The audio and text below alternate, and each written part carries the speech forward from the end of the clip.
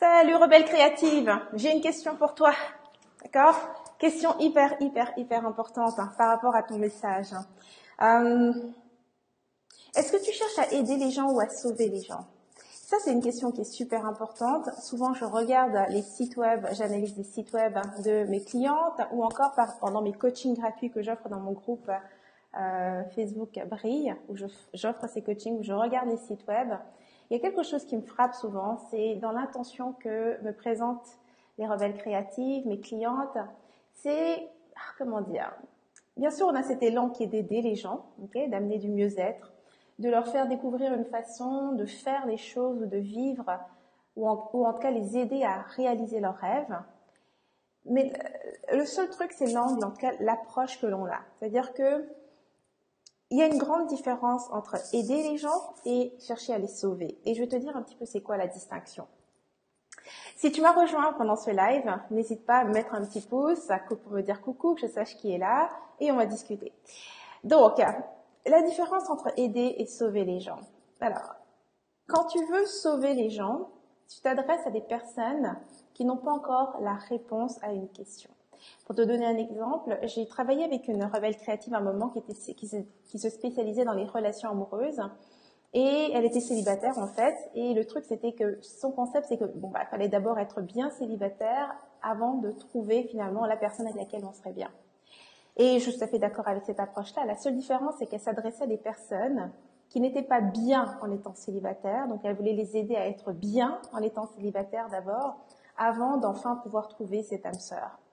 Et tu vois, ce qui est assez particulier ici, c'est que c'est vraiment l'exemple type de « je veux sauver les gens ». Tu vois, si tu t'adresses, si ta cible, ce sont des femmes qui sont célibataires et qui aimeraient être en relation et qui vivent mal leur célibat, et que toi, ton objectif, c'est de les aider d'abord à bien vivre leur célibat, tu es dans ce rôle de sauveur. Tu cherches à les sauver. D'accord ? Donc, l'approche qui serait la plus alignée avec ton intention, qui serait donc les aider à être bien dans leur célibat et pour trouver finalement cette âme sœur, c'est finalement de s'adresser à des personnes qui sont déjà bien dans leur célibat. D'accord ?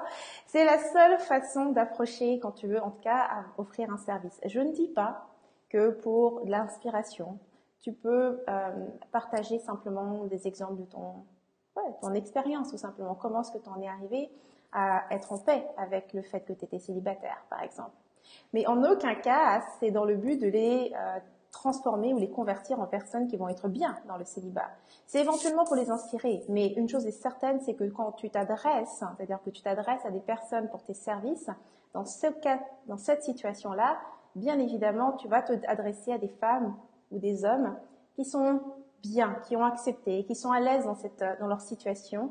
Et c'est pas juste qu'ils l'acceptent réellement, ils sont en paix et alignés là-dedans et ils sont plutôt dans cet état d'espoir où maintenant ils sont complètement tournés vers la solution, vers ce qu'ils veulent vraiment, vers la vie qu'ils veulent. Et donc ils sont prêts à recevoir tes solutions, tes trucs, les trucs que tu vas leur partager et qui va leur permettre finalement de rencontrer la personne qui leur convient. Donc l'exemple que je viens de te donner, c'est vraiment l'exemple type de la différence entre aider les gens, donc quand tu veux aider les gens, et quand tu veux les sauver. Et souvent dans notre communauté, dans le développement personnel, le bien-être, la spiritualité et même le business, qu'on se comprenne, un développement d'affaires, ça fait partie du développement personnel. Je rencontre cette approche où on s'adresse à des personnes qui finalement ne sont pas bien dans leur situation ou en tout cas ne connaissent pas du tout ou comprennent pas la problématique qu'ils vivent. Donc, ce qui se passe quand tu t'adresses à des personnes qui ne comprennent pas la problématique qu'ils vivent, c'est que tu as une étape supplémentaire à faire, qui est d'abord de finalement les éduquer, leur apprendre, leur faire comprendre quelle est la situation dans laquelle ils sont, parce que tant qu'ils comprennent pas qu'il y a un problème dans la situation qu'ils sont, ce qui se passe, c'est qu'ils ne sont pas à la recherche d'une solution. Et la difficulté quand tu cibles ce type de personne, c'est que tu es en train simplement de te rajouter une étape supplémentaire avant d'être en mesure de faire des revenus ou de te rendre la vie vraiment très compliquée parce qu'il va falloir convaincre ces personnes qui seraient bien qu'ils adoptent une autre approche. Donc ça, c'est aussi bien dans le développement d'affaires. Donc si tu as peut-être une approche dans le coaching et que tu aides les gens à développer leur entreprise ou encore dans le développement personnel, dans leur bien-être, peu importe l'approche que tu as, fais attention dans ton message que quand on parle d'alignement, c'est-à-dire ton intention c'est d'aider les gens, et souvent on se perd dans le fait de sauver. Et je veux te dire un petit peu pourquoi souvent c'est plus facile d'aller vers les gens qui cherchent à être sauvés, ou en tout cas d'adopter cette attitude, cette approche de sauveur plutôt que d'aider les gens. Aider les gens signifie, en fait, ça implique que tu t'adresses à des personnes qui comprennent bien leur situation, et en général c'est des personnes qui en savent peut-être même autant que toi. Et souvent ça vient éveiller chez nous le fameux syndrome de l'imposteur, dans le sens où, bah, attends, s'ils savent déjà tout, qu'est-ce que j'ai à leur apprendre, tu vois? Et ça, c'est vraiment le truc qu'il faut regarder, c'est que s'ils savent déjà tout, en fait, c'est pas que tu n'as plus rien à leur apprendre, c'est qu'en fait, justement, vous avez de quoi échanger. Le truc d'essayer de s'adresser à des personnes qui ne connaissent rien de leur situation ou de leur problématique, qui n'en ont jamais entendu parler, et toi d'arriver là avec ta solution parce que toi tu as trouvé la réponse, c'est simplement que bah, tu t'adresses pas à la bonne cible, tu vois, et ça te prendra beaucoup plus de temps pour être en mesure de vraiment générer des revenus et d'être surtout reconnu comme expert dans ton domaine. Alors, la raison pour laquelle je faisais ce live, c'est parce que c'est une problématique que je rencontre et qui est très générale. Et moi-même, ça m'a pris énormément de temps avant de réellement pointer ce petit truc dans mon approche, tu vois, c'est d'aider les gens à dépasser leurs peurs, les motiver à se mettre en action. Ce que tu veux, c'est t'adresser aux gens qui sont prêts. Donc, ils savent déjà, ils ont leur stratégie pour la peur, ils ont déjà les stratégies qu'il faut pour faire avancer leur vie. Et ils ont simplement besoin d'aide maintenant pour arriver à un résultat spécifique. Okay?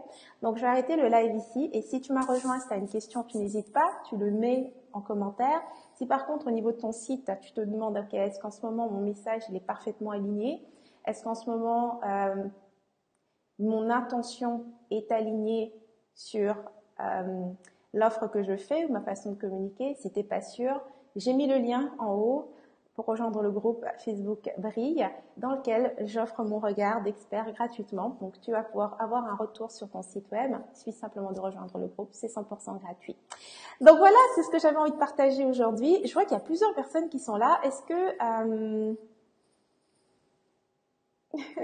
N'hésite pas, mets-moi un coucou, laisse un commentaire si tu as des questions. Si toi aussi, tu as peut-être déjà remarqué que tu avais tendance à peut-être chercher à sauver les gens plutôt que les aider, mets-le dans les commentaires. Et si par contre c'est après le live, eh bien c'est pas grave, je verrai la question et je m'en servirai pour le prochain live, ok?